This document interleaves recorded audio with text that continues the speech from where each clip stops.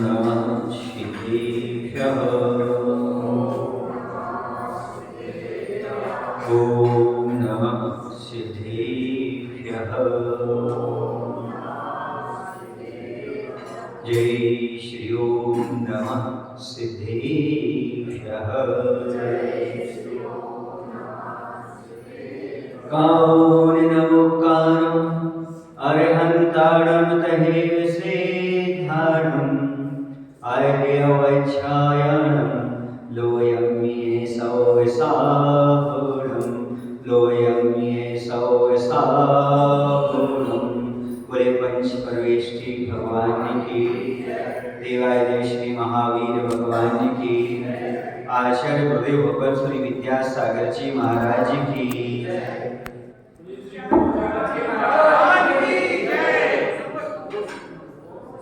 आज हमें समझना है कि भगवान के दर्शन करते समय किस प्रकार के भाव नहीं करना चाहिए, किन भावों का त्याग करना चाहिए।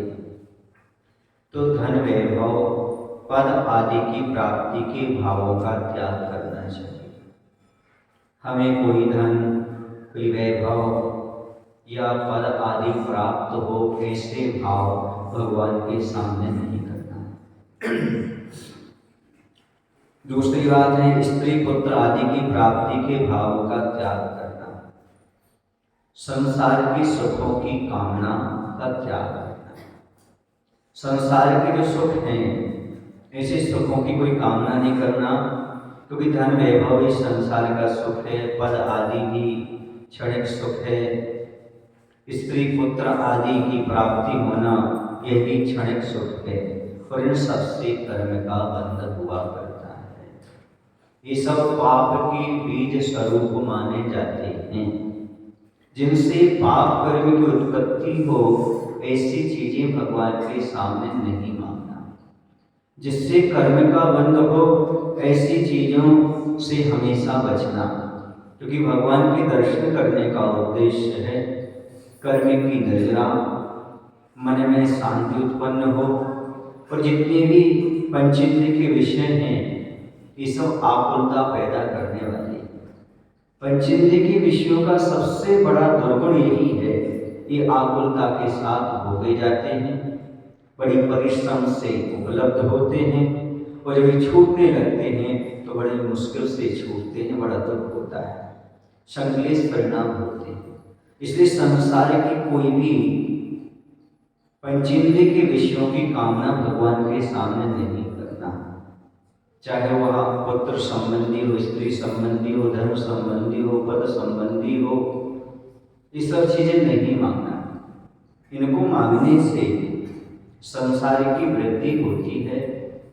ये पाप के बीज स्वरूप हैं, इनके माध्यम से कर्म का बंध हुआ करता है, और भगवान के दर्शन का उद्देश्य कर्म की निर्जला है। और यहाँ पर कर्म का बंध कर रहे हैं, इसका अर्थ है विपरीत काम कर रहे हैं। कभी कामना नहीं करना। आचार्य जी कहते हैं बीतरागी की दुकान तो हीरे जवाहरात की दुकान है, रत्नों की दुकान है, वहां तुम मूंगफली की मांग कर रहे हो, भिंडी की सब्जी मांग रहे हो। रत्न हीरे आदि सम्यक ज्ञान सम्यक चारित्र हैं, और संसार के विषय जो हैं वह मूंगफली और भिंडी के समान है। यदि एक रत्न की कणिका आ जाती है तो मालामाल हो जाती है, सारी कंगाली समाप्त हो जाती है। ऐसे सम्यक रस, सम्यक ज्ञान, सम्यक चारित्र कि जहाँ पर मांग की जानी चाहिए, इसे रत्नों की मांग की जाना चाहिए, वहाँ पर संसार के सुख मांग रही हो, अर्थात आपको सही दुकान का परिचय ही नहीं है। बीतरागी भगवान की दुकान का परिचय नहीं है। यदि बीतरागी भगवान की दुकान का परिचय होता आपको, तो आप हीरे जवाहरात की दुकान पर क्या मूंगफली मांगते, अनाज मांगते? नहीं मांगते। इसी प्रकार से आपको यदि बीतरागी भगवान का परिचय होता तो राग की वस्तुएं नहीं मांगती, आप बीतरागता की कामना करते। राग की वस्तुएं मांगने का अर्थ है बीतरागी का हमें सही परिचय प्राप्त नहीं है। अरे मैं ये कहता हूं कि भगवान और गुरु वीतरागी भगवान और गुरु दुनिया में रहते हैं, पर दुनिया उनके अंदर नहीं रहती। इसी प्रकार से वीतरागी भगवान गुरु के पास दुनिया में जो चीज है वो नहीं मिलती, बल्कि जो दुनिया में नहीं है बाकी सब चीज उनके पास प्राप्त हो। सम्यक दर्शन, सम्यक ज्ञान, सम्यक जगत दुनिया के बाजार में नहीं मिलेगी। आत्मा की शांति किसी किराए पर नहीं मिलती। ये सब भगवान के दर्शन से प्राप्त है। इसलिए भगवान के दर्शन करते समय कभी भी संसार सुख की कामना नहीं करना। दूसरा है दुर्भावना का त्याग करना। पहले संसार सुख की कामना का त्याग करना, दूसरा दूसरों का हित हो ऐसी दुर्भावना का त्याग करना। उसका मरण हो जाए, वह चुनाव में हार जाए, फलानी टीम जीत जाए, फलानी टीम हार जाए, उसकी दुकान नष्ट हो जाए, उसकी नौकरी छूट जाए, वो परीक्षा में फेल हो जाए, उसका एक्सीडेंट हो जाए, उसके यहाँ चोरी हो जाए, उसका अपमान हो जाए, उसका पद छिन जाए, ऐसी कभी भी दुर्भावना नहीं करना चाहिए भगवान के सामने। और ये कभी नहीं सोचना चाहिए किसी का हित हो, चाहे वो दुश्मन भी क्यों ना हो, पर भगवान के सामने उसके अहित के बारे में नहीं सोचना। अब मैं आपको एक दृष्टांत सुनाना चाहता हूँ। भगवान मुनिश्वरत नाथ के काल का है। उस समय रामचंद्र जी हुए और प्रतिपक्ष में, उस पक्ष में रावण भी हुआ। यहाँ पर नारायण लक्ष्मण रहे तो प्रति नारायण के रूप में रावण रहा। तो क्या हुआ कि जब युद्ध चल रहा था तो युद्ध के समय इसके पास तो अहंकार था, रावण के पास, कि रामचंद्र जी तो भूमि गोसरी हैं, पैदल चलते हैं, जमीन पर चलते हैं, हम तो विमान में उड़ने वाले विद्याधर हैं, नीतिज्ञ हैं, हमारे पास सेना भी बहुत है, उनके पास सेना कम है, मैं तो चुटकियों में विजय प्राप्त कर लूंगा और सीता हमारे कब्जे में हो जाएगी। लेकिन व्यक्ति ये भूल जाता है असत्य और अन्याय की कभी जीत नहीं होती। जब भी जीत होती है सत्य की जीत होती है, क्योंकि सत्य परेशान हो सकता है तो कभी पराजित नहीं होता। सत्य की नाव डगमगाती जरूर है, लेकिन एक दिन किनारे अवश्य लग जाया करती है। और ऐसा ही हुआ, वह हारने लगा तो उसे लगा रावण को कि अब कुछ ना कुछ ऐसा सिद्ध करना चाहिए जिससे हम उस सेना को परास्त कर सके, रामचंद्र जी को परास्त कर सके। और वह पहुंच गया शांतिनाथ भगवान के जिनालय में, स्फटिक मणि की माला लेकर के और उपवास के साथ बहुरूपी विद्या सिद्ध करने के लिए। मैं बहुरूपी विद्या सिद्ध कर लूंगा। बहुत सारे रूप बनाने की जो विद्या है वो एक रूप को नष्ट करेंगे, हम दूसरा तैयार कर लेंगे, दूसरा का तीसरा तैयार कर लेंगे। ऐसा वह बहुरूपी विद्या सिद्ध करने के लिए पहुंच गया। और बहुरूपी विद्या सिद्ध कर रहा था।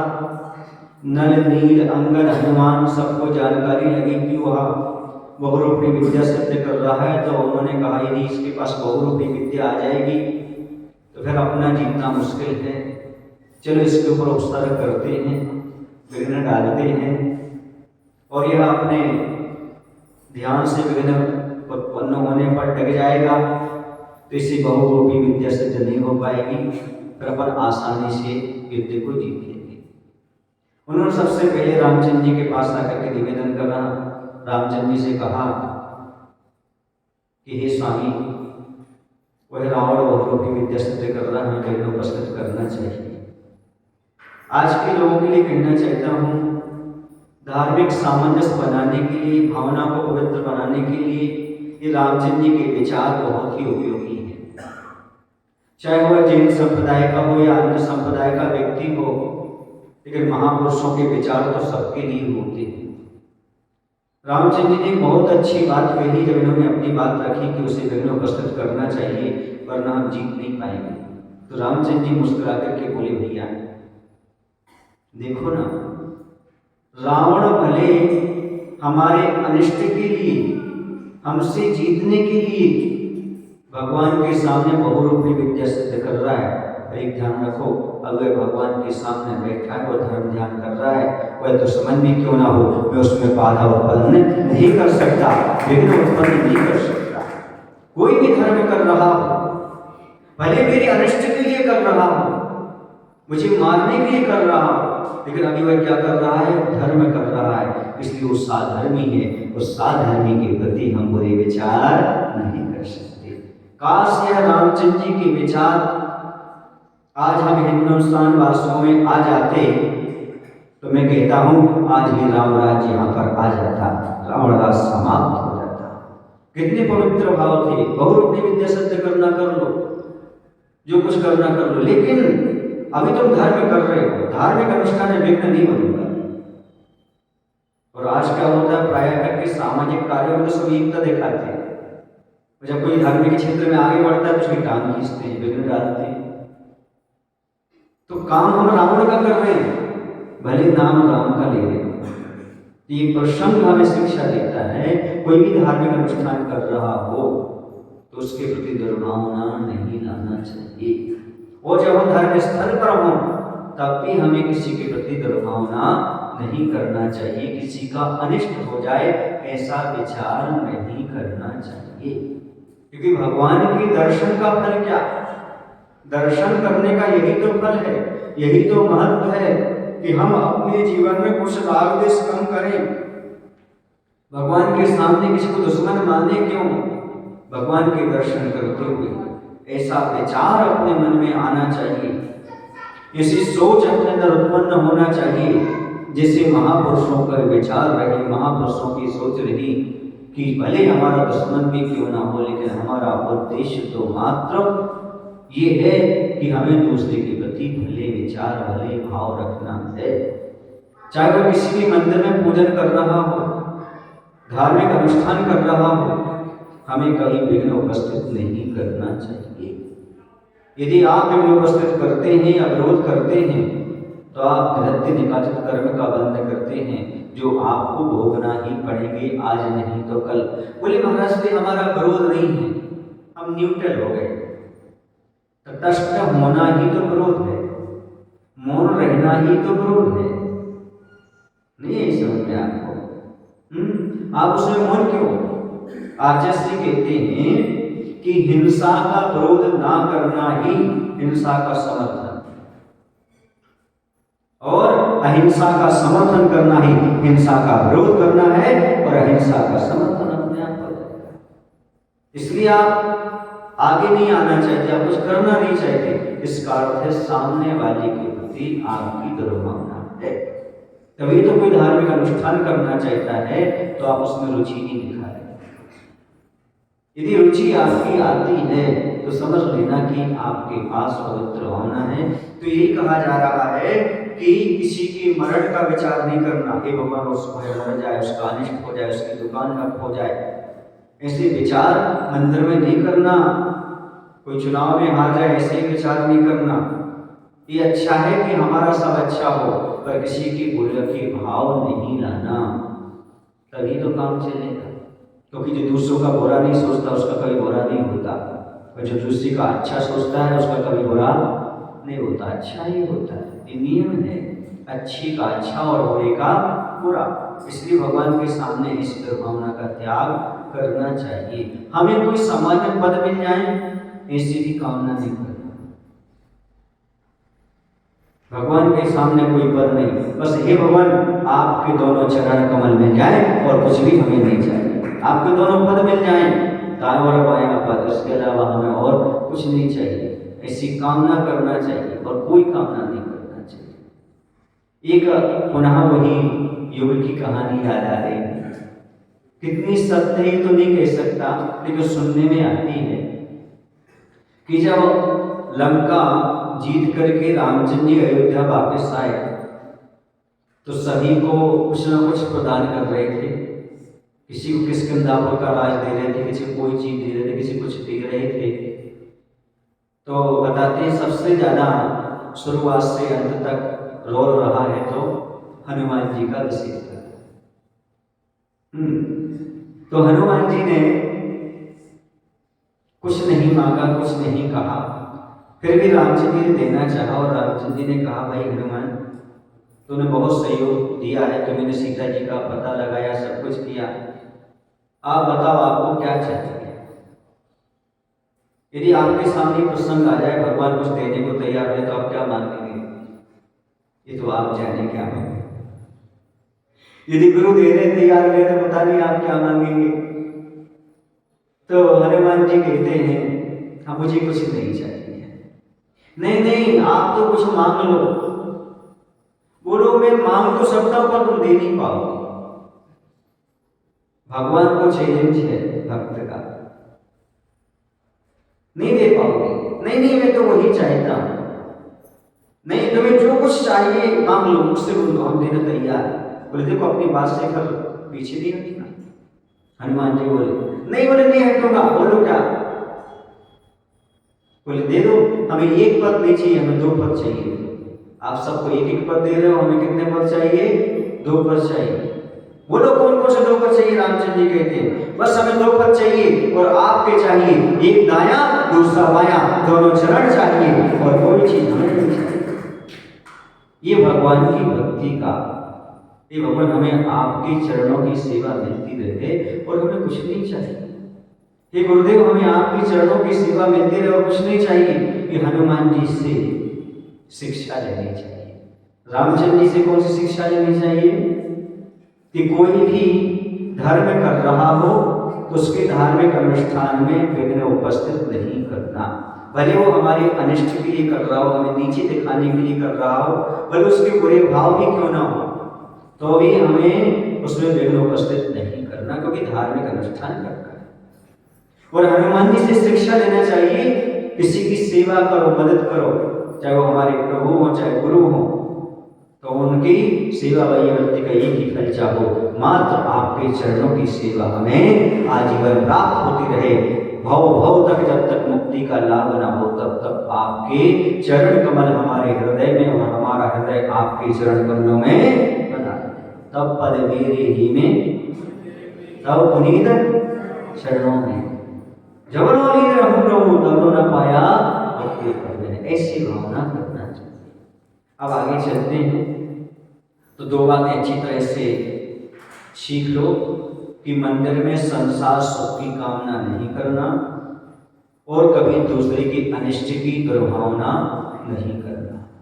संसार सुख की कामना और दुर्भावना दोनों से बचना है भगवान के दर्शन करते समय। अब प्रश्न ये उठता है कि पाषाण या धातु की मूर्ति में पूज्यता कैसे आ जाती है? बाजार से आप खरीद करके लाए, जयपुर से आप मूर्ति लेकर के आए, उसे पैसा दे करके आए, और वो अमूल्य कैसे बन जाती है? तो समझिएगा, एक कागज का टुकड़ा है, आपके तो सामान्य टुकड़ा है, लेकिन उस पर यदि गवर्नर की सील लग जाए तो बोलो ना, नोट बन जाता है। तो पंचम काल में भरत और ऐरावत क्षेत्रों में अरहंत परमेष्ठी साक्षात विहार नहीं करते, उनका सानिध्य नहीं है अभी पंचम काल में। उन अरहंतों के गुणों की स्थापना पंच कल्याणक प्रतिष्ठा महोत्सव में आचार्य परमेष्ठी, उपाध्याय परमेष्ठी, साधु परमेष्ठी के द्वारा सूर्य मंत्र देते हुए होती है। क्यों? क्योंकि भगवान की प्रतिमा के प्रतिष्ठा करने का, सूर्य मंत्र देने का मात्र दिगंबर मुद्रा के धारी मुनिराज आचार्य उपाध्याय परमेष्ठी को ही अधिकार हुआ करता है। ऐसे वह प्राण प्रतिष्ठा करते हैं, इससे मूर्ति में पूज्यता आ जाती है। आप तर्क करेंगे ऐसे कैसे आ जाती है?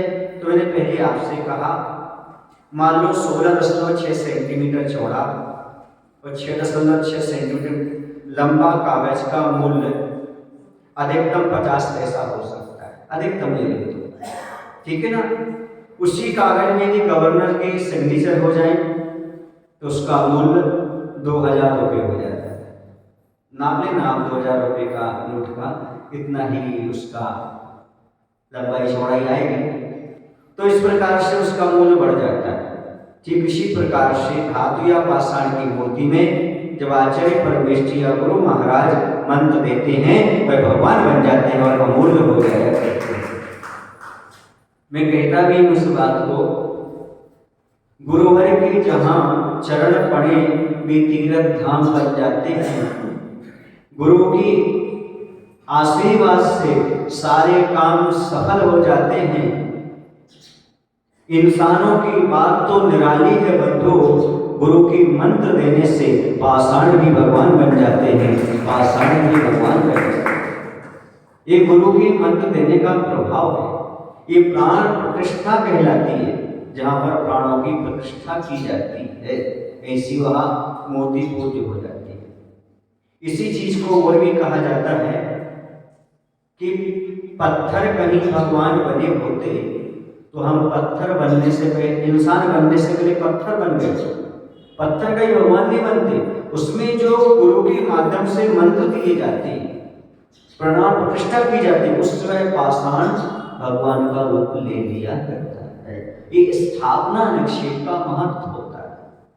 दूसरी बात यह है, किसी कवि ने और भी लिखा है कि हम मूर्ति को इसलिए नहीं पूछते कि उसमें देवता का वास होता है, बल्कि इसलिए पूछते हैं कि उसने तरासे जाने का दर्द सहा है। उस मूर्ति ने तरासे जाने का दर्द सहा है। सामान्य पत्थर को हम भगवान नहीं मानते जब तक वह भीतरा रूप में ढला हुआ दिखाई ना दे दे। तराशने का दर्द समझते हैं आप? छेनी हथौड़े चलते हैं कान की बाजू में, नाक की बाजू में, आंख की बाजू में। ये तपस्या के माध्यम से इस प्रकार की उसमें पूज्यता आती है, और गुरुओं की मंत्र देने से, सूर्य मंत्र आदि देने से उसमें पूज्यता आ जाया करती है। कुछ लोगों का कहना है कि हम मूर्ति को नहीं पूछ सकते क्योंकि वो तो पत्थर है। समझ गए आप लोग क्या करते हो? पत्थर। पर मैं पूछना चाहता हूं, आप शास्त्र को पूछते हैं? शास्त्र भी तो निर्जीव है, नहीं है क्या? शास्त्र निर्जीव। पत्थर तो एक प्रकार से एक निर्जीव भी हो सकता है, पृथ्वी का एक हो सकता है, लेकिन ये तो निर्जीव है। और यदि हम देखें तो सभ्य शुद्ध और शुद्ध नया, शुद्ध नए की दृष्टि से एक निर्जीव ही शुद्ध है। लेकिन जड़ के लिए पूजन तैयार हो। जड़ को इसलिए पूछते हो क्योंकि जिनवाणी ये भगवान के वचन है कि नहीं? भगवान के वचन है, ऐसा मानकर के जीववाणी को पूछते हो। उसी प्रकार से उस पाषाण में सूर्य मंत्र है, प्राण प्रतिष्ठा है, ये भगवान है, ऐसा मान करके पूछने में कोई बाधा नहीं है। इसलिए हाँ, भगवान के गुण उसमें आरोपित हो गए, वही तो प्राण प्रतिष्ठा हो गई। इसलिए मैं पूछना चाहता हूं, आप किससे पिताजी मानते हो? एक सज्जन तर्क किया, वो पत्थर की प्रतिमाएं भगवान कैसे हो गए? हमने कहा आपके माता पिता भी तो शरीर की दृष्टि से हड्डी मांस की, वो माता पिता कैसे हो गए? और मान लो हॉस्पिटल में चेंज हो गए। आजकल तो हॉस्पिटल में जब हो रहे, वहां पर आपकी माँ उस समय होश में ना हो, उस समय बदल दिया गया हो बच्चा। नहीं, हमारी आस्था श्रद्धा कहती है कि हमारे माता पिता हैं, सब कुछ स्वीकार कर लेते हैं, इसलिए हमारी आस्था करती है कि भगवान है, उस पाषाण में हम नमस्कार कर लिया करते हैं। अब आगे चलते हैं, मंत्र जी में कौन कौन से कार्य नहीं करना चाहिए। अभी बात आ रही थी भावों की, कौन से भाव करना और कौन से भाव नहीं करना। अब बात आ रही कौन से कार्य नहीं करना चाहिए। तो देव शास्त्र गुरु से ऊंचे स्थान पर नहीं बैठना चाहिए, ये ध्यान रखना चाहिए। देव शास्त्र गुरु का आसन हमेशा ऊपर होना चाहिए। कभी कभी ऐसा होता है कि महाराज नीचे तख्त पर बैठ के रहते हैं, आप लोग कुर्सी लगा करके बैठ जाते हैं, ये गलत है। कितनी भी तकलीफ हो, कोई भी स्थिति हो, तो देवशास्त्र गुरु से आसन हमेशा नीचे होना चाहिए, कभी ऊपर नहीं लगना चाहिए। दूसरी बात यह है, जिस आसन पर गुरु बैठते हो, भले वो गुरु महाराज वहां नहीं है, कक्ष के अंदर है, बाहर तख्त लगा हुआ है, तो उस पर नहीं बैठना, क्योंकि विनय प्रत्यक्ष भी होती है और परोक्ष भी होती है। ज्ञानी लोगों को, स्वाध्यायशील लोगों को ध्यान रखना चाहिए। कि विनय विनय होती है। अब आप देखिएगा, आचार्य भगवंत हमारे आसन पर विराजमान होते, सिंहासन पर। आपने कभी देखा उनके शिष्य कभी सिंहासन पर बैठे? बोलो ना। बहुत आग्रह करते लोग, सिंहासन रखते हैं, पर नहीं, इस सिंहासन आचार्य गुरुदेव का है, इस पर हम लोग परोक्ष में भी नहीं बैठना चाहिए। ये विनय है गुरु के प्रति। परोक्ष में भी गुरु का आसन स्वीकार नहीं करते, जबकि इस आसन पर कभी बैठे ना होंगे तो भी उस सिंहासन को स्वीकार नहीं करते, क्योंकि गुरु महाराज के समक्ष सिंहासन अच्छा नहीं लगता। ये विनय का प्रतीक नहीं है, और विनय मोक्ष का द्वार है। विनय के बिना मुक्ति का दरवाजा खुल ही नहीं सकता। इसे देव शास्त्र गुरु की विनय बराबर बनाकर चलना चाहिए। एक बात और मैं आपको बता दूं, आपको ज्ञान नहीं होगा, यदि हमारे जस्ट सामने भगवान जिनवाणी या गुरु है तो सीधे पैर ऐसे लटका कर कुर्सी पर न बैठे, कुर्सी तिरछी करें। कैसे करें? प्रकाश चंद जी, कुर्सी कैसे करें? तिरछी करें। पैर सीधे जिनवाणी की ओर ना हो, गुरु के सामने ना हो। समझ में आ रहा है ना? वास्तु सार में कभी भी सामने सीढ़ियां नहीं होती, ऐसी जी प्रतिमा होती और ऐसी क्यों? क्योंकि आपके पैर सामने होते, इसे साइड में सीढ़ियां होती, पीछे साइड में सीढ़ियां होती, लेकिन कभी भगवान की प्रतिमा के सामने सीढ़ियां नहीं बनाई जाती। ये वास्तु दोष है, क्योंकि ऐसे पैर सामने भगवान की ओर नहीं करना चाहिए। ये ध्यान रखने की आवश्यकता है। जिनवाणी को अपने से नीचे नहीं रखना चाहिए, जहां बैठे हो उससे नीचे ना हो, बाजोटा वगैरह हो। कभी जिनवाणी को अपने जंघा पर ना रखें। कभी कभी जब साधु को देख ले तो साधु रखे रहते हैं, तो साधु की बात अलग और आपकी बात अलग। देवशास्त्र गुरु अलग चीज होती है और आप अलग। वैसे साधु भी नहीं रखते, पर कभी हो जाए तो आप लोग ऐसी देखा सीखी नहीं किया कर। समझ गए ना आप लोग? हाँ, जिनवाणी की विनय। कभी ऐसे हाथ नहीं रखा करो जिनवाणी पर, ऐसे हाथ नहीं रखा करो, जिंद नहीं फटना चाहिए। जिनवाणी में चावल नहीं छूटना चाहिए। जहां से जिनवाणी आपने उठाई है वहीं पर यथाय स्थान रखना चाहिए, वरना ज्ञान वर्ण कर्म का बंध होता है। क्योंकि कोई व्यक्ति शास्त्र पढ़ रहा था, आपने उठाया, पढ़ा और वहीं छोड़ दिया है, अन्य जगह रख दिया। वो व्यक्ति आया, उसने ढूंढा, नहीं मिला, तो अंतराय किसको पड़ेगा? आपको पड़ेगा। और जो वहां पर व्यवस्था करने वाले हैं, झाड़ू वाले लगाने वाले हैं, वो कोई शुद्ध कपड़े थोड़ी पहन करके आए, किसी की वस्तु को छू लेते हैं और जिनवाणी उठा के रखेंगे। इसके असाधना का पाप किसको लगेगा? कहने को तो हम धर्मात्मा है, कितनी बड़ी गलती करते। वेदी के अंदर द्रव्य नहीं चढ़ाना चाहिए। यदि भूल से वेदी के अंदर द्रव्य चढ़ा दो तो उठा करके बाहर निकाल के रखना चाहिए, क्योंकि कोई दूसरा सोला में वहां जाकर के वेदी में उठाने वाला नहीं है। जो उठाएगा तो पेंट शर्ट पर उठाएगा, अशुद्धि में उठाएगा। इसलिए गर्भालय में तो प्रवेश होना ही नहीं चाहिए पेंट शर्ट पर। समझे ना? वेदी शुद्धि होने के उपरांत जहां जिस पार्टी पर गुरु बैठे हैं उस पार्टी पर द्रव्य नहीं चढ़ाना चाहिए। चीटियां हो सकती हैं। और क्या द्रव्य का और मुनिराज का एक ही महत्व है क्या? वो तो द्रव्य लोग चढ़ाने के बाद, तो उनकी और महाराज की एक ही कीमत है क्या? एक ही मूल्य है क्या? नहीं। और वेदी पर भी कभी भी नहीं चढ़ाना चाहिए। अलग से पाटा रख करके ही भगवान के सामने द्रव्य चढ़ाना चाहिए। ये विवेक कम से कम पढ़े लिखे लोगों में होना चाहिए। इसलिए कह रहा हूं कि ज्यादातर ऐसा काम पढ़े लिखे लोग ज्यादा करते हैं, अनपढ़ लोग नहीं कर पाते। वो तो डरते हैं, दूर से अपना काम करते हैं, या फिर समाज के मुखिया हो जाते हैं, या अग्रणी जो लोग होते हैं, बड़े नजदीक वाले होते हैं, वो अरे हम तो मंदिर हमारा ही है, जिसे उन्होंने खरीद लिया हो, महाराज तो हमारे ही है, जैसे परचेज कर लिया हो। तो ऐसा थोड़ा विवेक रखना चाहिए, क्योंकि देवशास्त्र गुरु आग के समान है। भोजन पका लो या हाथ जला लो। अभिनय के माध्यम से हाथ भी जल जाता है और सावधानी से कूदे तो कर्म की निद्रा हो जाती है, भोजन पक जाता है। ये सावधानी अवश्य रखें। कोई सावक दर्शन कर रहा हो तो उसके सामने से नहीं निकलना चाहिए। मैंने दिन कहा था, देव दर्शन करते समय इतना अवश्य रखें ध्यान कि पीछे वाले को भी दिख जाए भगवान। जो पीछे से आ रहा है उसको भी भगवान दिख जाना चाहिए। दूसरी चीज, कभी कोई दर्शन कर रहा हो उसके आगे आगे खड़े नहीं होना चाहिए दर्शन करने,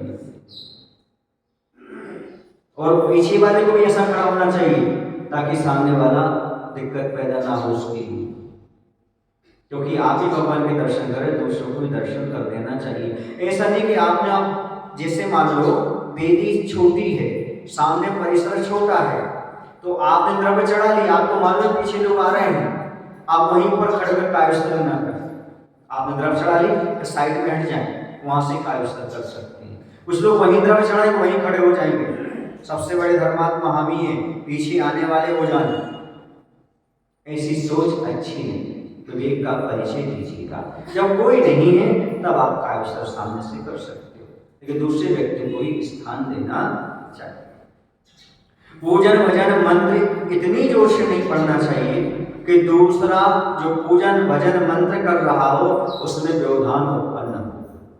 सामूहिक क्रिया अलग चीज है, यदि समाज में कहीं सामूहिक पूजन या विधान हो रही उसकी बात अलग है, लेकिन यदि आप व्यक्तिगत पूजन कर रहे हो तो इतने जोर से मत करो कि बाजू की बेदी वाला पूजन ही नहीं कर, बेदी के सामने बैठा हुआ पूजन ही नहीं कर पाए। सबसे बड़ी आप धर्मात्मा हो, अपने भगवान बहरे नहीं कि आप बहुत जोरों से सुना रहे हो भगवान को। मेरी तो सेने बनी ताते करत पुकार, उसको तो पढ़ते जाते हो, नहीं पता क्या पढ़ रहे हैं। बीत राग में तो अबे भेंटो राग कुटे, पढ़ते जाते। क्या सही है क्या गलत नहीं, हमें जोर से पढ़ना है। चार लोगों को मालूम पढ़ना चाहिए कि फलाने व्यक्ति मंदिर में आ चुके हैं, अब हल्ला शुरू होगा। तो ऐसे में अपनी गिनती मत लगाना, है ना। मोहल्ला जाग जाए, आजू बाजू परेशान हो, ऐसा नहीं। यदि आपको लग रहा है कि कोई नहीं तो आप अच्छे से पूजन करो। लगता है कि 4 लोग पूजन कर रहे हैं तो आप थोड़ी सी अपनी वॉल्यूम को कम करें, धीरे धीरे करें, ये भी आपके शब्द पहुंच जाएंगे। सबसे बड़ी पूजन तो यही है, अहिंसा धर्म फलता रहे, किसी जीव को कष्ट न पहुंचे, यही तो पूजन है। और कौन से भगवान के गुणों के प्रति अनुराग होना ही तो पूजन है। और भगवान के गुण ये है कि कभी किसी को कष्ट ना पहुंचे। भगवान ने अपने जीवन में कभी किसी को कष्ट नहीं पहुंचाया, इससे बड़ा और गुण कोई नहीं हो सकता। अहिंसा धर्म, दूसरों को कष्ट ना पहुंचे, बाधा ना पहुंचे, अंतराय ना पड़े, सामने वाला हमारे कारण दुखी ना हो, ये सबसे बड़ा गुण है। और हम क्या करते हैं प्राय करके, धर्म दिखाने के लिए या किसी को नीचे दिखाने के लिए, अपने को ऊंचा दिखाने के लिए, धर्मात्मा दिखाने के लिए, और दूसरे को नीचा दिखाने के लिए कर जाते हैं। अरे तुम्हें क्या आता है, हमें सब आता है। और जो कह दे हमें सब आता है, समझो उसको कुछ भी नहीं आता है। जो अपने आप को समझते सबसे बड़े हैं वो अभी धर्म से बहुत दूर खड़े। क्या समझते हैं? जो अपने आप को सबसे बड़ा समझते हैं, समझ लो अभी धर्म से बहुत दूर खड़े हुए हैं। जो बेचारा नया व्यक्ति है, कुछ जानता नहीं है, वो तो डरता डरता पूजन आदि करता है, श्रद्धा से करता है। लेकिन जो वर्षों से पूजन करते आ रहे हैं वो अहंकार में फूल जाते हैं। अरे तुम का जानो आज के लड़का हो, हमें तो 60 साल हो गए, 60 साल जब से होश संभाला है तब से पूजन कर रहे, हमें क्या सिखाओगे तुम? ऐसे जो वाक्य बोल देते हैं, समझो अभी वो भगवान की पूजन करना शुरू नहीं किए हैं, अभी पहली कक्षा में प्रवेश नहीं किए हैं। एक मेंढक भी पूजन के फल से, एक मेंढक भी पूजन के फल से देव हो सकता है, और राजा श्रेणी कभी समोसण में प्रवेश नहीं कर पाता, उसके पहले पहुंच जाता है। भावों का कोई वो लेन देन नहीं है। मैं कई बार कहता हूँ, भावों की कोई आकृति नहीं होती, पर आपकी आकृति से भाव पढ़े जा सकते हैं। देखो ना, बहुत सारे लोग हैं जो आचार्य से वर्षों से जुड़े हुए हैं, नहीं समझे, उनके दादाजी, उनके पिताजी सब जुड़े हुए, लेकिन वो दीक्षा नहीं ले पाए, ना दे दीक्षा ले। ये कोई नाम तो नहीं, जो ज्यादा जुड़े हैं वही दीक्षा ले पाएंगे, कोई ऐसा कोई नाम तो नहीं है। परिणाम है कब किसके परिवर्तित हो जाए। राजा सैनिक स्वर्ग नहीं जा पाया, लेकिन मेंढक चला गया। तो किसी को छोटा मोटा मत आंको। भगवान की भक्ति करने वाला ना गरीब होता है, ना अमीर होता है, ना छोटा ना बड़ा होता है, वो तो मात्र एक धर्मात्मा होता है, एक सच्चा भक्त होता है। उसकी कीमत। अगली बात है, नाक कान आंख आदि का मैल नहीं निकालना चाहिए। मंदिर में बैठ करके ये सब काम नहीं करना चाहिए। पहले से सब व्यवस्थित होकर के मंदिर में प्रवेश करो। कोई भी मल बाहर नहीं आना चाहिए मंदिर में, वरना ऐसे कर बढ़ते हैं फिर जीवन भर मल की सफाई नहीं कर पाते, शरीर में सड़न गलन पैदा होने लगती। इसलिए बहुत सावधानी और विवेक रख करके जाना चाहिए। छोटे बच्चे जो 8 वर्ष से नीचे उम्र के हैं, उन्हें मंदिर में समय से ले जाओ, समय से बाहर करो, तो कोई विवेक नहीं होता, कहाँ हाथ डाल दे, कहाँ क्या कर दे। इसलिए थोड़ा सा समझ रहे आप लोग कि नहीं, विवेक के साथ ही क्रियाएं करना चाहिए। चौकी में भी ऐसे 8 वर्ष से कम उम्र के बच्चों को सावधानी पूर्वक ही ले जाना चाहिए। शौच आदि को पहनकर गए हुए वस्त्र पहनकर नहीं जाना चाहिए।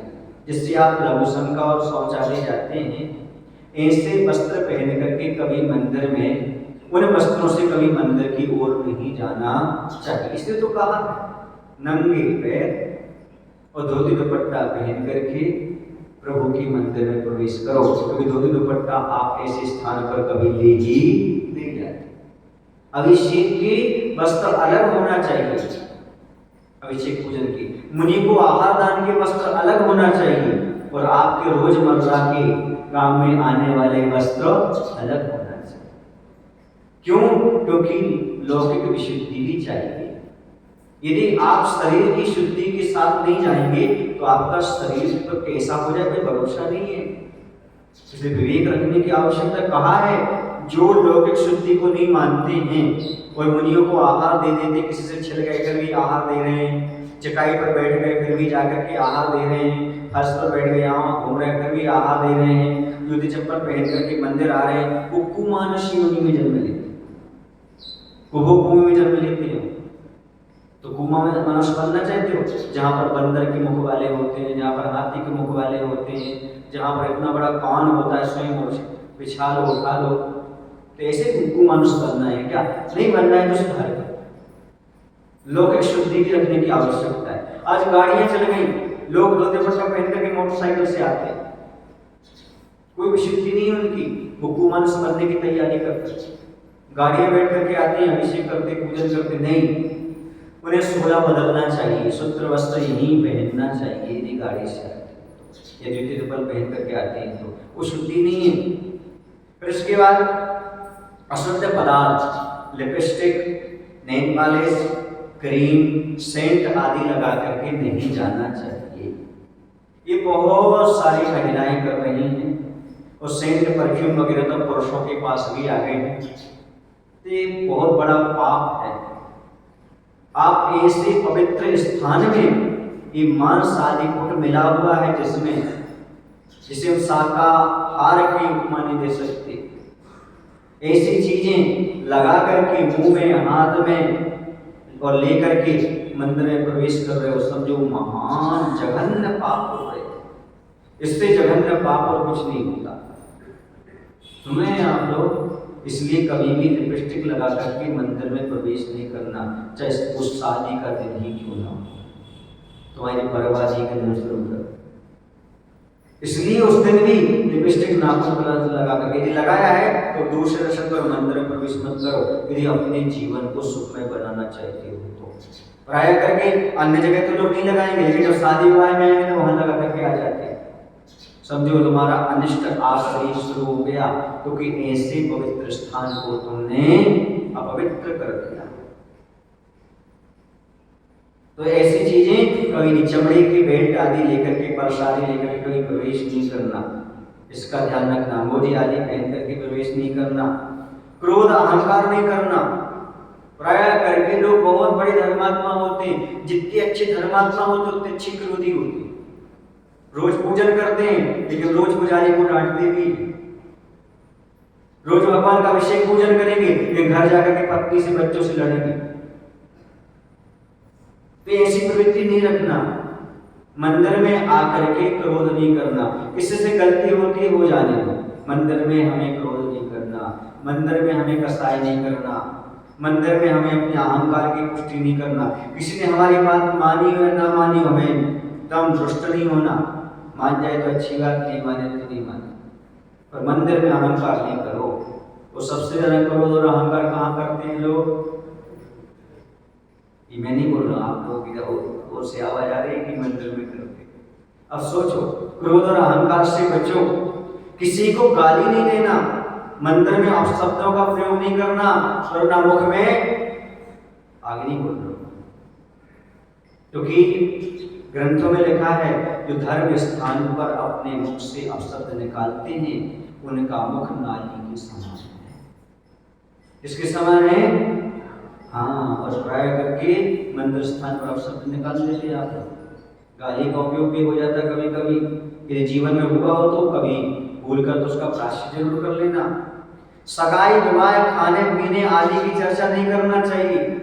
क्या है, बच्चे की कहाँ शादी हो गई, कहाँ पक्की हो गई, क्या हो गया, कैसा हो गया, कौन देखने वाले आए थे, 4 सहेलियां बैठ करके चर्चा करते थे। तो ये नहीं करना चाहिए, क्योंकि हम भगवान के दर्शन करने के लिए आए हैं।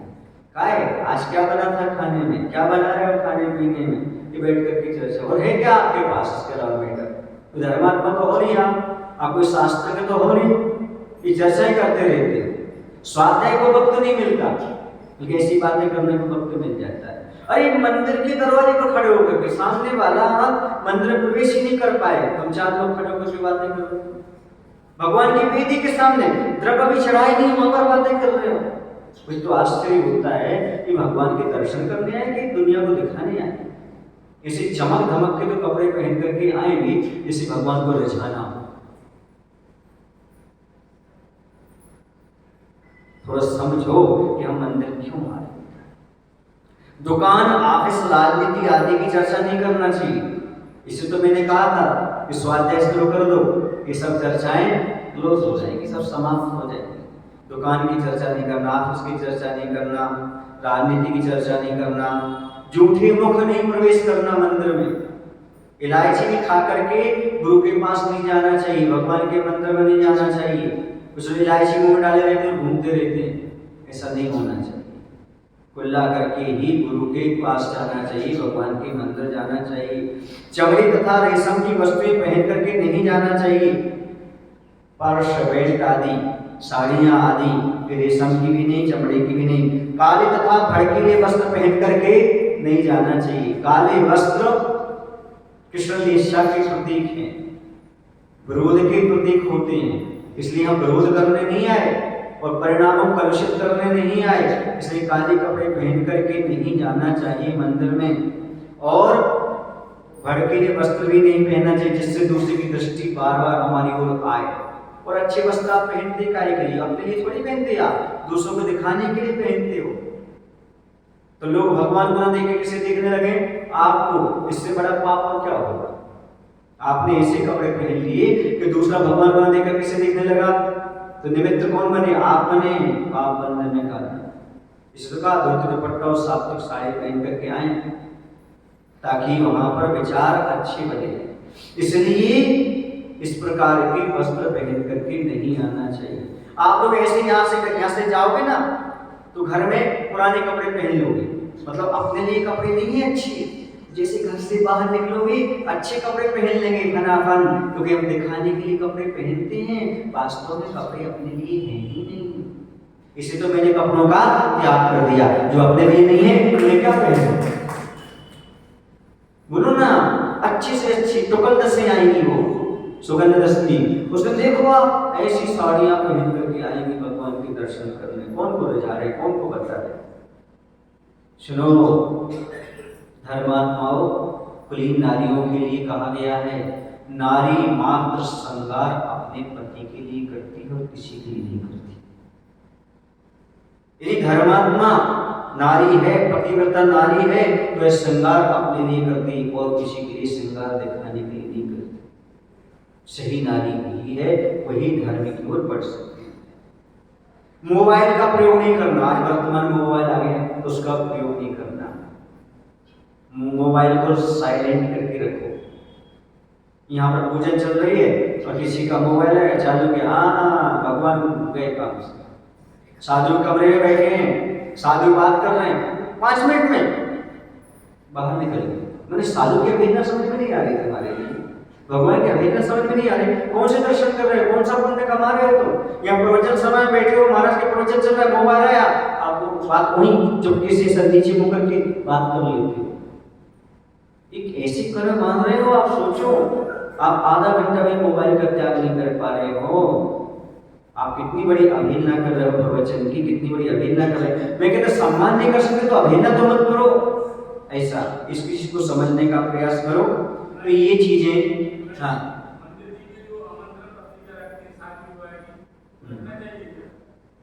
रखना तो नहीं चाहिए, लेकिन बात यह है कि भगवान के लिए एक प्रकार से हम भगवान का आशीर्वाद लेते हैं। क्या लेते हैं? आशीर्वाद लेते हैं। लेकिन भगवान के यहाँ आमंत्रण पत्रिका का कोई भी कहीं उल्लेख नहीं है। बस भगवान तो सब जानते हैं। भगवान क्या नहीं जानते? बोलो ना, सब जानते हैं, इसलिए वहां कोई जरूरत नहीं है। द्रव्य चढ़ाओ वही आमंत्रण है। क्या चढ़ाओ? द्रव्य चढ़ाओ भगवान के लिए। भगवान, हमने भी कहा आपसे सगाई विवाह आदि की चर्चा नहीं करना। जब दूसरे से चर्चा नहीं करना तो कार्ड क्या रखना वहां पर? आदि मानव इस चीज को समझो। बोले महावीर भगवान की जय। आचार्य विद्यासागर जी महाराज की जय। जावाणी के ज्ञान तेज सूझे जो कालो, सोवाणी मस्तक धरो सदा नेत्र मुदो। हे जिनवाणी भारती मातो जगोदर रहे, जो तेरो शरणागत है सो पावे सुख से।